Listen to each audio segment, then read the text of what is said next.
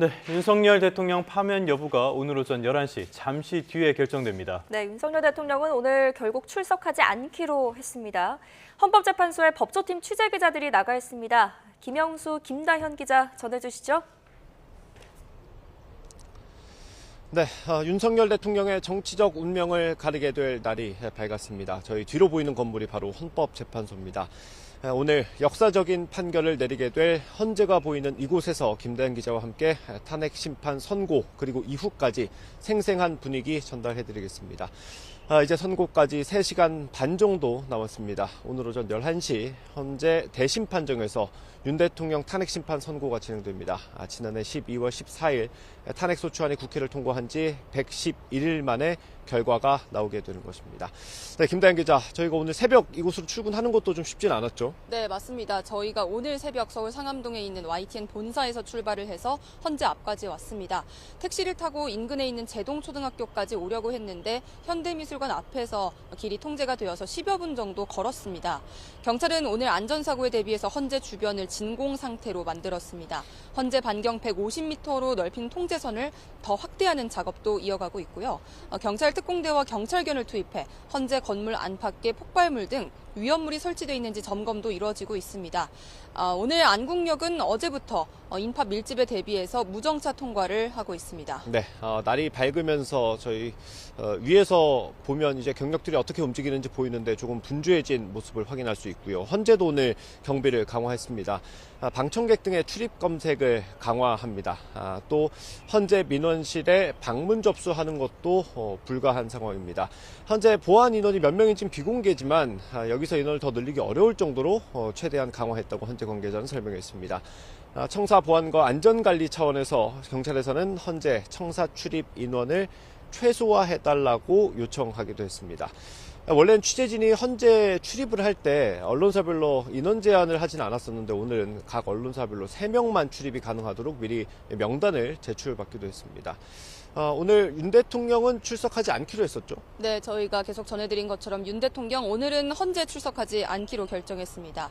앞서 윤 대통령은 지금까지 진행됐던 11차례 변론 가운데 모두 8차례, 그러니까 대부분의 출석을 했는데요.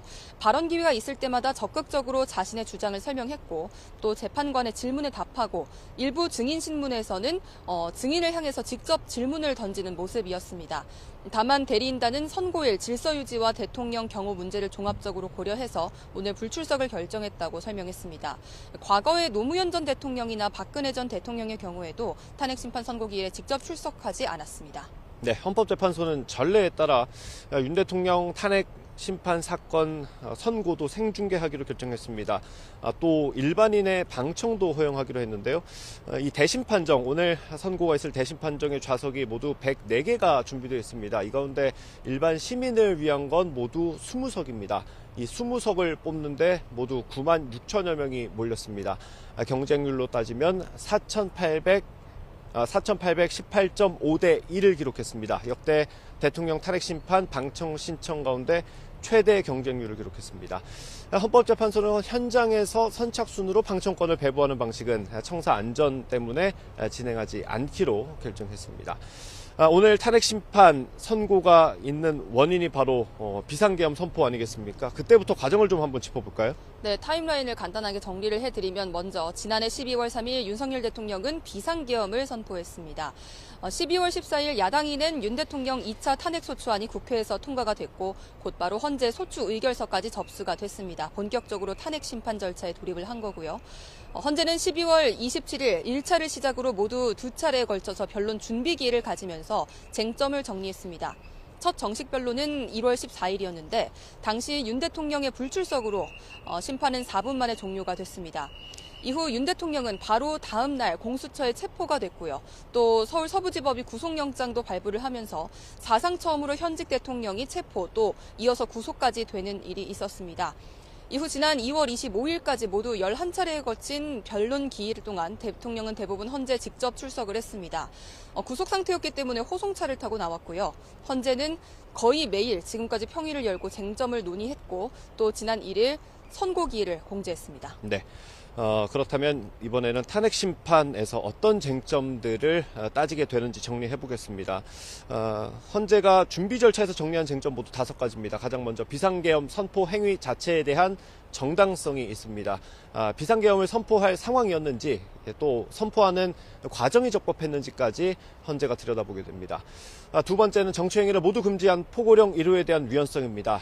또 군과 경찰을 동원한 국회 봉쇄, 선관위 장악 시도도 쟁점에 포함됐습니다. 마지막 유력 정치인 체포를 위한 체포조 운용 의혹은 여러 쟁점 가운데 공방이 가장 뜨거웠던 부분이기도 합니다. 그렇다면 각각 어떤 쟁점들이 있는지 조금 더 세부적으로 살펴보겠습니다. 먼저 김다현 기자, 계엄 선포 정당성에는 어떤 쟁점들이 있습니까? 네, 먼저 우리 헌법을 보면 전시사변 또는 이에 준하는 국가 비상사태일 때 비상계엄을 선포할 수 있다고 규정이 되어 있습니다. 지난해 12월 3일을 이런 상황으로 볼 수 있는지가 첫 번째 핵심입니다. 국회 측은 탄핵 심판에서 당시 평온한 하루였고 병력으로 공공의 안녕 질서를 해친 것이 바로 윤석열 대통령이라고 주장을 했습니다. 이에 대통령 측은 국가가 위기 상황이었다고 반박을 했습니다. 그러면서 야당의 입법 독주 그리고 이른바 줄탄핵 등을 언급을 했고요. 또 북한과 반국가 세력이 선거에도 개입한다고 주장을 했습니다. 말씀드린 것처럼 계엄을 선포하는 절차에 대한 것도 판단의 대상인데 계엄 선포 전 국무회의가 제대로 열렸던 것인지도 헌재 변론 과정에서 다뤄졌습니다. 네, 이어서 국회 봉쇄 의혹에 대해서 좀 짚어보겠습니다. 국회 봉쇄 의혹은 국회의 계엄 해제 결의를 방해하려고 했다는 의혹과 맞닿아 있습니다. 곽종훈 전 특수전 사령관 같은 경우는 윤석열 대통령으로부터 국회의원들을 끌어내라는 지시를 받았다고 국회와 헌재에서 잇따라 증언했죠. 조성현 수방사 1경비단장은 이진우 수방사령관으로부터 이런 비슷한 지시를 받았다고 증언하기도 했습니다. 다만 이진우 사령관은 헌재에 나와서 대부분의 답변을 거부했습니다. 의원을 끌어내라고 지시한 것이 맞느냐는 논란, 이게 불거진 뒤에 의원이냐 인원이냐 요원이냐 이런 공방으로 번지기도 했습니다. 마지막으로 김다현 기자, 체포조 의혹 짚어볼까요? 네, 체포조 의혹 가장 공방이 뜨거웠던 지점 중 하나입니다. 민주당의 이재명 대표, 또 우원식 국회의장, 그리고 국민의힘 당시 한동훈 대표 등 주요 정치인 체포 시도 의혹인데요. 관련해 핵심 인물인 홍장원 전 국정원 1차장이 증언대에 섰습니다. 홍 전 차장은 계엄 당일 여인영 국군 방첩사령관으로부터 이른바 체포 명단을 전달을 받았고 대략적인 계획까지 들었다고 증언을 했습니다. 윤 대통령으로부터는 싹 다 잡아들이라 이런 지시가 있었다고 밝혔고요. 홍장원 전 차장 증언에 대해 윤 대통령 측은 공작이라고 맞받았습니다. 네, 윤석열 대통령 앞서 말씀드린 것처럼 11차례 변론 가운데 8차례 헌법재판소에 나왔고요. 최종 의견 진술까지 했습니다. 무려 67분 동안 진술을 했는데 비상계엄 선포는 위기 상황 선언이자 절박한 호소였다라고 강조했습니다. 또 거대 야당이 이른바 줄탄핵과 입법 폭주, 예산 폭거로 정부의 기능을 마비시켜서 우리나라가 위기 상황이었다고 주장했습니다. 탄핵 심판의 쟁점, 사실관계에 대해서 콕 집어 언급하게 됐는데요. 국회의원 체포 그리고 끌어내라고 지시했다는 의혹에 대해서 윤 대통령은 터무니없다고 반박했습니다. 국회에 280명의 질서 유지 병력만 계획한 상태에서 전혀 앞뒤가 맞지 않는다는 얘기였습니다. 비상계엄 직전 열린 회의에 대해서도 국무회의는 5분이었지만 그 전에 이미 국무위원들과 충분한 논의가 있었다고 주장했습니다. 마지막으로 윤 대통령은 개헌과 정치개혁을 마지막 사명이라고 생각하며 남은 임기에 연연하지 않고 87 체제 개선에 최선을 다하겠다고 언급했습니다. 이런 진술까지 포함해서 이제 헌재가 판단을 내리게 될 텐데 기준 같은 게 있을까요? 네. 앞서 저희가 정리를 해드린 이 5가지 쟁점이 있습니다. 소추 사유에 대해서 헌법재판소가 위헌 또는 위법이라고 판단하더라도 탄핵 인용으로 그대로 이어지는 것은 아닙니다. 대통령의 직을 파면할 정도로 중대한 법 위반인지 판단하게 됩니다. 그러니까 법 위반 중대성이 판단의 기준이 된다는 건데요. 일단 이 법 위반이 얼마나 헌법 질서에 부정적인 영향을 미쳤는지 이 부분에 대한 판단이 있을 거고요. 또 한 축으로는 파면하는 경우와 그렇지 않은 경우 생기는 효과를 서로 비교하는 것도 포함이 되겠습니다. 네. 이렇게 헌재가 이런 기준을 가지고 판단을 하게 되는데 윤석열 대통령 탄핵 심판 무려 111일 동안 심리가 이어졌습니다. 노무현 전 대통령은 63일, 박근혜 전 대통령은 91일이 걸렸죠. 전직 두 대통령의 탄핵 심판보다 훨씬 길어졌습니다. 최종 변론을 마친 뒤로도 한 달 훌쩍 넘게 수기를 이어간 끝에 오늘 결론이 나오게 됐습니다. 아무래도 결론에 대한 관심이 좀 높으실 것 같습니다. 박근혜 전 대통령 때는 선고 당일 판결했던 것으로 전해지면서 이번에도 비슷하지 않겠냐는 분석이 있었습니다. 다만 재판관들이 최종 의견을 내는 판결 절차가 이번에는 선고일을 고지할 때 사실상 마친 걸로 저희 취재 결과 확인됐습니다. 이후에는 계속 결정문을 보완하는 작업을 재판관들이 이어온 것으로 전해지고 있습니다. 네, 지금까지 헌법재판소에서 전해드렸고요. 상암동 스튜디오 나와주십시오.